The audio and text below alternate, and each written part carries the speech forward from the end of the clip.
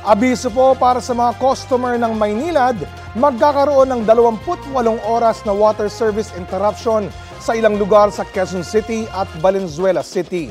Nakaschedule yan simula alas 12 ng umaga sa Lunes, August 12 hanggang alas 4 ng umaga sa Martes, August 13. Para yan sa leak repair at maintenance activities sa North Sea Annex Pumping Station sa Quezon City. Pinapayuhang mag-ipon ng tubig ang nakatira sa 14 na barangay sa Quezon City at sa Ugong, Valenzuela. Pagkabalik daw ng supply ng tubig, hayaan mo nang dumaloy ang tubig sa gripo hanggang luminaw ang tubig. Kapuso, alamin ang maiinit na balita. Bisitahin at mag-subscribe sa GMA Integrated News sa YouTube. Sa mga kapuso abroad, samahan nyo kami sa GMA Pinoy TV at sa www.gmanews.tv.